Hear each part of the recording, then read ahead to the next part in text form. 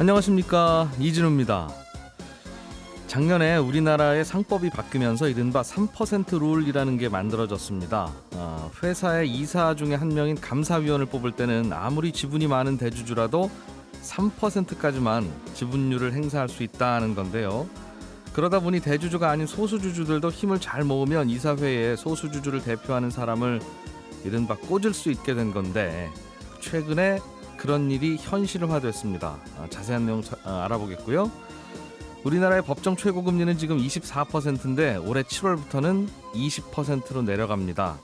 이렇게 되면 어떤 좋은 변화가 생기고 또 어떤 부작용이 생길 건지 자세하게 좀 들여다보겠습니다. 최근에 공사 현장에서 쓰는 시멘트가 많이 모자란다고 합니다. 시멘트가 모자란 이유는 뭔지 업계 상황도 자세하게 좀 들어보겠습니다. 3월 31일 수요일 손에 잡히는 경제, 광고 잠깐 듣고 바로 돌아오겠습니다. 네, 이런 경제 뉴스들 쭉 한번 살펴보려고 스튜디오에 김치형 경제뉴스 큐레이터 김큐 나오셨고요. 네, 안녕하세요. 요즘 바쁘신 김현우 행복자산관리연구소장 김소 오늘도 나오셨습니다. 네, 안녕하세요. 손에 잡히는 경제 박세훈 작가 박작. 네, 안녕하세요. 집단지성이군요. 네. 시작해보죠. 한국타이어가 요즘 경영권 다툼이 있는데 네네. 결국은 표대결까지 갔어요. 경영권 다툼이라는 게 결국 이사회에 내 편을 넣을 거냐 당신 편이 들어올 거냐 그 싸움일 텐데 네. 이게 간단하게 어떤 사건이었는지 좀 관심 안 갖고 있던 분들, 저 같은 네. 사람들 위해서 정리를 좀 해주세요. 이 경영권 다툼이라고 하기에는 이번에는 그 사회이사 자리 하나 가지고 싸웠으니까요. 예. 이게 뭐 어디로 무게추가 확 넘어갔다라고 얘기하기는 조금 애매한 부분이 있는데, 어쨌든간 형제 간의 싸움이 일어나고 있습니다. 이게 출발은 지난해 이제 조양래 회장이 장남이 아닌 차남인 조현범 사장에게 24%가량의 지분을 매각하면서 일어났어요. 그러니까 쉽게 말해서 그 전까지만 해도 장남하고 차남의 그 지분율 차이가 0.01% 차이로 장남이 많았었거든요. 예. 근데 아버지가 갑자기 차남한테 자기 지분을 전부 밀어주니까 예. 장남과 그리고 그 여자 자녀 2명이 더 있습니다. 이 세 사람이 약간의 불만을 표시를 하면서 형제간의 다툼이 벌어졌네요. 형제간의 다툼이 벌어지게 된 것이죠. 예. 한국타이어 지배구조를 좀 보셔야 되는데, 일반적으로 저희가 한국타이어라고 부르는 회사는 이름이 바뀌어서 한국타이어앤테크놀로지라고 되어 있습니다. 예. 그 회사를 지배하고 있는 위에 지주회사가 있어요. 네. 이 지주회사들이 이제 한국타이어앤테크놀로지하고 다른 계열사들을 쭉 거느리고 있는데요. 이 회사 이름이 한국앤컴퍼니입니다. 결국 한국앤컴퍼니라는 회사를 두고 지분 싸움이 벌어졌겠네요. 그렇죠. 예. 한국앤컴퍼니가 또 밑에 계열사의 지분을 가지고 있으니까요. 그래서 이번에 어제 이제 주총이 있었는데, 주총에 사회이사 한 명 자리를 한국앤컴퍼니도 그렇고 한국앤테크놀로지도 그렇고 모두 장남 쪽, 그러니까 차남에 반대하는 장남 쪽에서 자기 인물들을 한 명씩 다 올렸거든요, 후보로. 예. 예. 그런데 한 명은 되고 한 명은 안 됐어요. 그래서 언론에서는 1승 1패다, 뭐 무승부다, 뭐 이렇게들 예. 얘기를 하고 있는 거죠. 그러나 지분으로 보면 장남이 다 밀릴 상황이었는데, 그래도 네네. 장남이 사회이사 한석을 가져간 곳은 이번에 3% 룰이라고 하는 상법 개정안이 힘을 발휘해서 그렇습니다. 차남 쪽에서 지분을 아무리 많아도 3%까지만 행사할 수 있는 그 상황을 네네. 잘 활용했다, 그 말이죠. 네, 그렇습니다. 그래서 이번에 그 3% 룰의 위력이 예. 나타났다. 그러니까 도입의 위력이 나타났다기보다는 저는 도입의 취지가 예. 이번에 그 나타났다라고 보는 게 더 맞을 것 같은데요.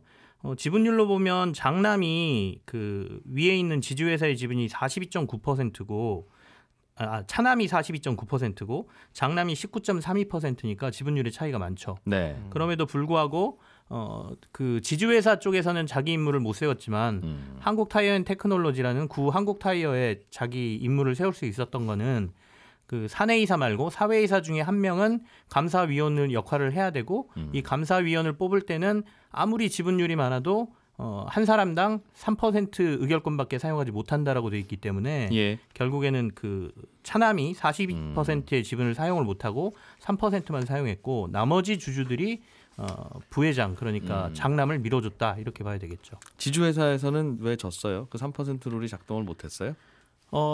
주주들이 판단하는 거기 때문에요. 예. 물론 3% 룰이 작동을 했지만 그 그럼에도 지주회사에서는 불구하고, 그럼에도 예. 불구하고 차남이 올린 인물에다가 표를 던져준 알겠습니다. 거고요.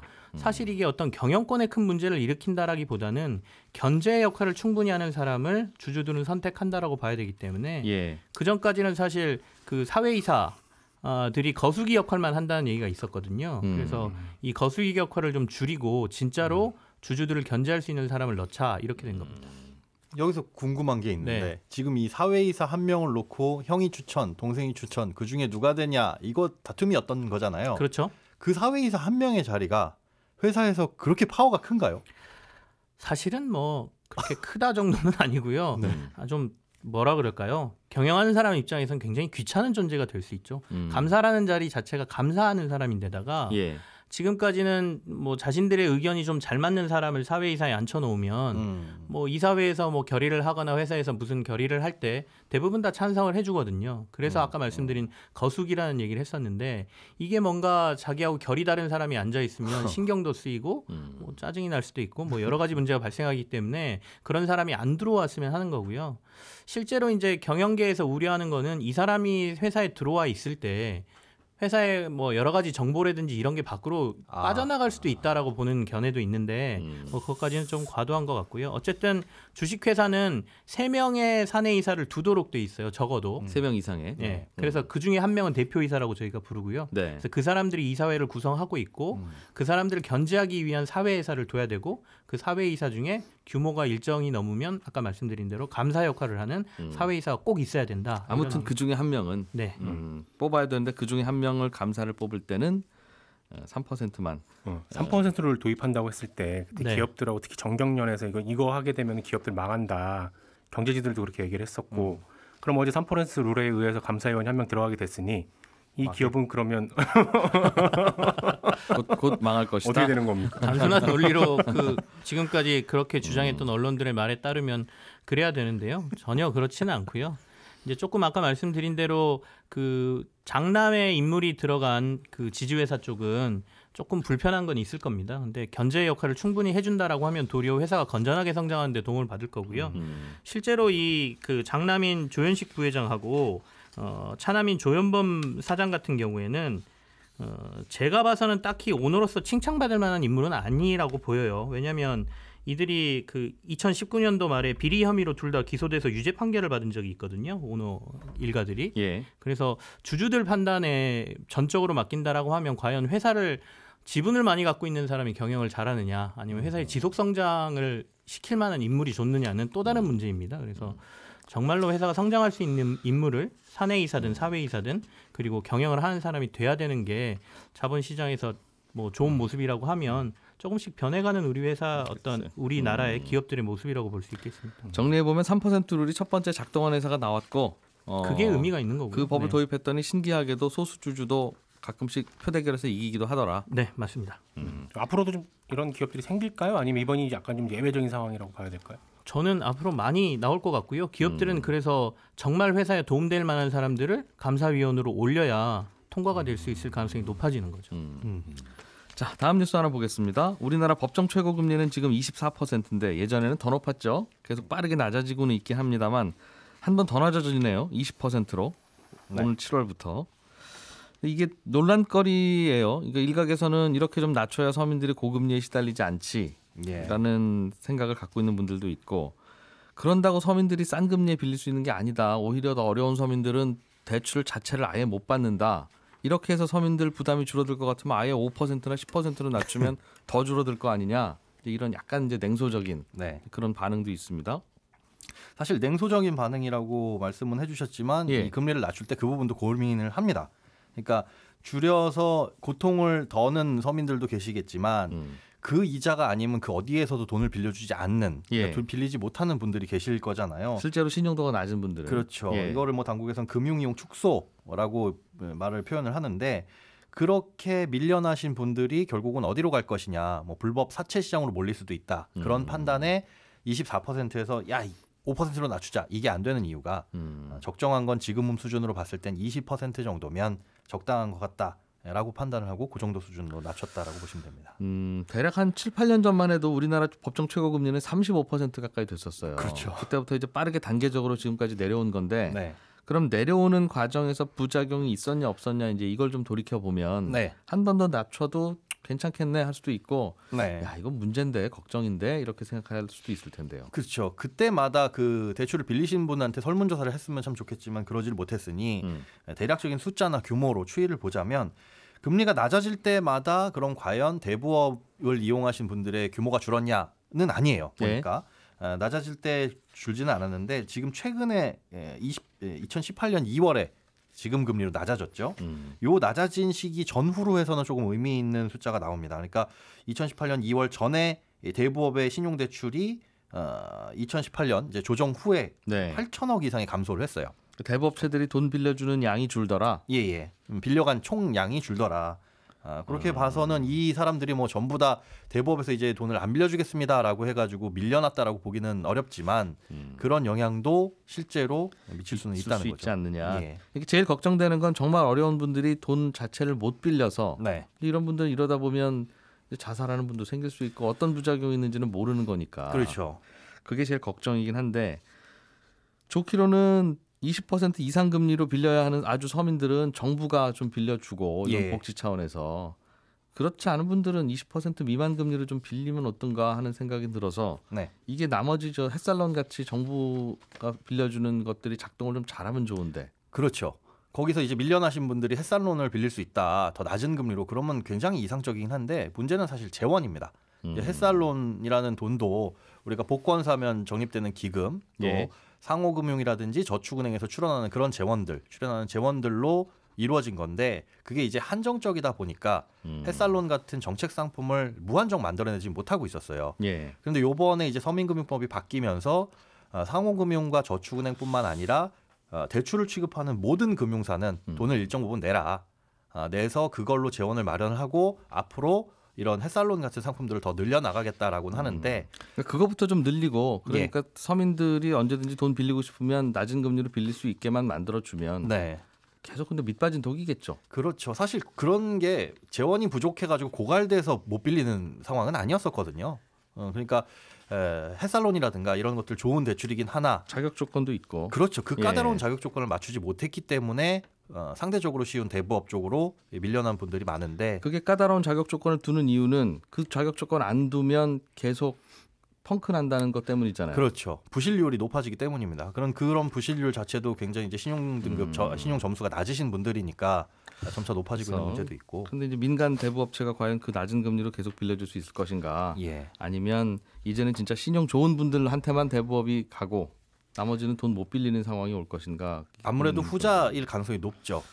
예, 리스크가 커지니까요. 금리가 7월부터 낮아지는데 이거는 그럼 예전에 이미 높은 금리로 빌렸던 분들도 7월부터는 금리 좀 덜 물어도 되는 겁니까? 소급은 아니면 안 되는데 저축은행에서 빌리신 분들만큼은 이제 약관 개정에 따라서 2018년 11월 1일 이후에 빌리신 분들은 가능합니다. 뭐 갱신이 되신 분들도 소급 적용이 됩니다.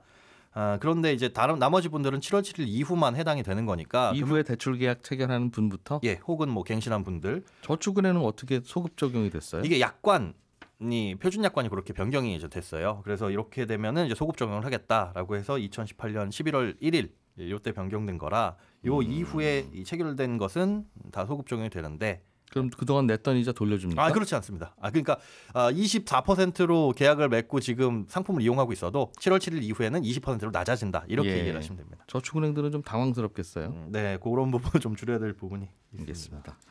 다음 주제로 넘어가 보죠. 최근에 시멘트가 모자라다는데 네. 박세훈 작가님 이건 네. 어느 정도로 모자라는 거예요? 그러니까 지난 29일 기준 시멘트협회 쪽에서 발간하는 자료인데요. 재고량이 한 30만 톤 정도입니다. 예. 보통은 시멘트 업체들은 저장 능력 대비 최소 60% 이상을 재고 물량으로 확보를 해야 되는데 저장 능력이 대략 210만 톤 정도라고 하니까 120만 톤 정도는 쌓아두고 있어야 되는 거거든요. 그래야 평소에 시멘트 필요하면 갖다 쓴다. 그렇죠. 예. 그런데 지금 30만 톤이라고 하니까 많이 엄청 좀 많이 줄었다는 모자라는 거죠? 네. 왜 줄었어요? 왜 시멘트가 생산은 안 되고 수요는 많고 이러니까 이런 일 벌어졌어요. 그렇죠. 다양한 요인이 복합적으로 작용을 한 거다 이렇게 볼 수 있는데 일단 계절적 요인이 있어요. 보통 겨울에는 날씨가 추워서 공사를 잘 안 하는데 네. 그러다 보니 이때는 건설 현장도 비수기로 들어가는 거죠. 이때 시멘트 업체들은 생산 설비 보수 작업을 진행을 합니다. 주로 겨울에 공사를 안 할 때. 공장 보수. 그렇죠. 보수 작업을 하는 기간에는 생산에는 아무래도 제한적일 수밖에 없고요. 근데 올 겨울은 날씨가 따뜻해서 1월하고 2월 달에도 비수기에도 건설 현장이 돌아갔다고 해요. 예. 그러니까 평소에는 안 쓰이던 시멘트가 더 쓰이게 된 거고 예. 생산량은 보수 설비 작업 때문에 줄고 그런데 사용량은 늘고 하다 보니 재고 물량이 빨리 소진되는 거죠. 그 따뜻한 겨울 때문이었다. 첫 번째 요인은 그렇습니다. 또 어떤 요인이 있어요? 두 번째 요인은 정책적 요인인데 요즘에 기업들이 ESG 경영한다고 많이 하잖아요. 환경 중심 경영. 그렇죠. 예. 그래서 시멘트 업체들도 대기 오염 물질 저감 시설 같은 거 설치하느라 친환경 설비 투자하고 있거든요. 네. 그러다 보니까 보수 설비하는데 기간이 길어진 거예요. 예전 같았으면 1월, 2월이면 거의 끝났을 작업들인데 예. 이거 추가로 하다 보니까 이게 길어지다 보니 생산을 더 못 하고 있는 거죠. 공장 보수가 잘 안 돼서. 그렇습니다. 이 보수 끝나면 그럼 괜찮습니까? 또 하나의 문제가 있는데 시멘트 전용 운송 트럭이 있어요. 근데 그 트럭을 운송하는 운송업자들이 이쪽보다는 좀 여건이 나은 코로나 때문에 배달업이나 아니면 택배업들이 좀 낮다 보니까 이직을 많이 했다는 거, 업종을 많이 하다 보니 시멘트 실어 나르던 그렇습니다. 분들이 이제는 시멘트가 생산이 된다고 하더라도 공사 현장까지 나르는 그 인력이 부족할 거다. 그럴 수도 있다. 그럴 수도 있다. 게다가 지금 코레일이 시멘트 운반하는 화물 열차를 줄이고 있는 것도 운송의 어려움을 가중시키고 있다라는 게 시멘트 업체 측의 설명입니다. 당장 부족한 건 수입해다 쓰면 안 됩니까? 시멘트? 그거 물어보실 것 같아갖고 그것도 제가 취재를 해봤는데요. 예. 결론부터 말씀드리면 쉽지가 않다고 해요. 왜요? 왜 쉽지 않은지는 시멘트협회 한찬수 부장 얘기 직접 들어보시죠. 중국에서 시멘트를 수입하게 되면은 시멘트 가격은 우리보다 비슷하거나 약간 좀 비싼데 통관 시 비용이 발생을 하다 보니까 높은 가격으로 들어올 수밖에 없어서 한계가 있고요. 또 중국 내 시멘트 수요가 워낙 많다 보니까 자국 내 수요를 맞추기에도 어려운 상황입니다. 그 다음으로는 시멘트가 들어온다 하더라도 저장 시설을 확보하기가 만만치 않기 때문에 시멘트를 대량으로 수입하는 데는 한계가 있습니다. 저장 시설이라는 게 시멘트 같은 경우에 따로 무슨 설비가 필요해요? 추가로 뭘 해야 되는? 그렇죠. 5천에서 10,000톤짜리 사이로라고 해서 원통형의 큰 건물을 갖다 지어야 됩니다. 또 사이로에서 쏟아져 나오는 시멘트를 갖다 담을 수 있는 어떤 그런 장치도 또 필요하고요. 그러니까 그런 사일로라고 하는 저장 장치가 있긴 있는데 네. 그건 이제 시멘트 공장이나 있으니 그렇죠. 수입해오는 경쟁 제품을 우리가 담아주면서 적을 도와줄 리는 없고 지금 당장 짓기에는 시간도 없고 그래서 돈도 수입업자가 없고. 보통 마련해야 될 텐데 그러니까 실제로도 현장에서 좀 모자랍니까? 대개는 이런 게 정말 모자라서 모자란다고 할 때도 있고 네. 가끔씩은 이제 공급하는 시멘트 업체들이 가격 좀 올려보려고 네. 요즘 시멘트 모자란답니다. 이제 이런 소문을 좀 퍼뜨리는 경우도 있어서 저희도 그게 궁금해서 어제 예. 레미콘 연합회 측에 전화를 해서 알아봤는데 연합회 측은 지금 자기네들도 진짜로 부족한가라고 해서 상황 파악 중이라고 답을 했고요. 그래서 레미콘 업계에 일하는 사람한테 전화를 해봤더니 물론 그분은 이제 좀 큰 회사에 다니고 있어서 아직까지는 영향이 크진 않다. 하지만 중소업체들 같은 경우에 영향이 있는 걸로 알고 있다라는 답이 돌아왔고 조금 전에 가격 말씀하셨는데 실제로 그런 이슈가 있긴 있습니다. 지금 시멘트 고시 가격이 작년 기준으로 톤당 75,000원 정도였는데 예. 시멘트협회 측은 82,000원 정도로 인상을 요구하고 있긴 합니다. 수요자들이랑 약간 좀 가격 올리자. 그렇죠. 그런 얘기가 있긴 하니까 실제로 이게 어떻게 돌아갈지는 조금 더 기다려 보셔야 될 것 같습니다. 이건 그냥 하나하나 장바구니에 담고 하는 게 아니라 이제 수요자와 공급자들 사이에 뭔가 이게 협정 가격이라는 게 있는 모양이네요. 그렇습니다. 알겠습니다. 다른 뉴스 하나 또 재밌는 게 있어요. 샤오미라고 하는 중국의 전자제품 만드는 회사가 있는데 네. 전기차 시장에 진출해서 우리도 전기차 만들어 팔아보겠다고 발표를 했네요. 그렇습니다. 다들 잘 아시잖아요. 중국의 최대 스마트폰 제조사이기도 하고 다양한 전자제품을 만드는 중국의 애플이다 이런 얘기도 좀 듣는 회사인데요. 향후 10년간 100억 달러, 그러니까 우리 돈으로 바꾸면 11조 3,500억 원 정도를 투자해서 예. 전기차 사업에 뛰어든다라는 공식 발표를 했습니다. 그렇다라고 하면 향후에 중국 내에서의 수요가 좀 있을 거라고 보이고요. 또 워낙 저가로 디자인을 좀 잘하는 회사이기 때문에 다른 데에도 좀 영향이 있지 않을까라는 얘기가 나왔는데요.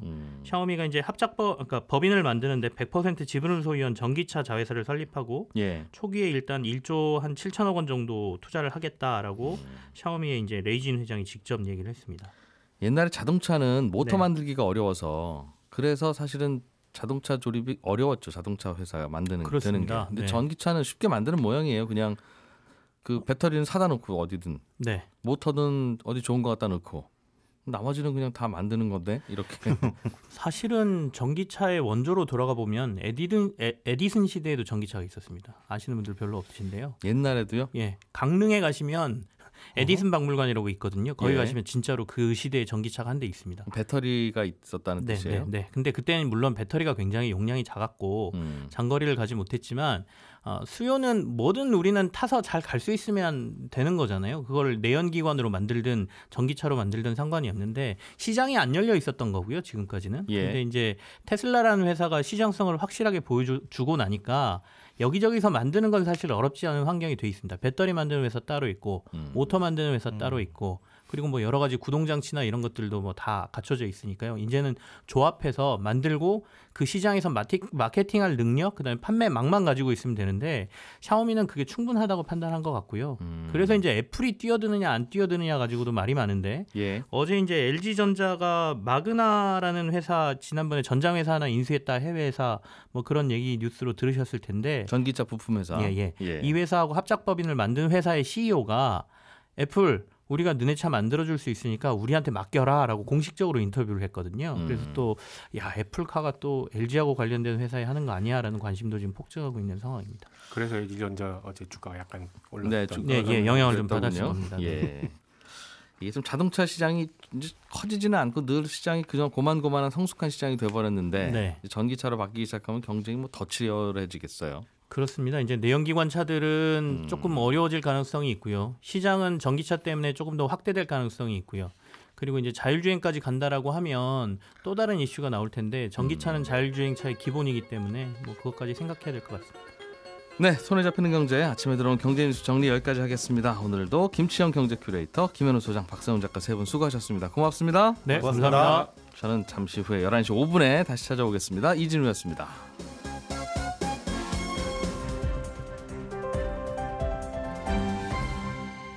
경제를 생각하는 사람들의 즐거운 습관. 이진우의 손에 잡히는 경제.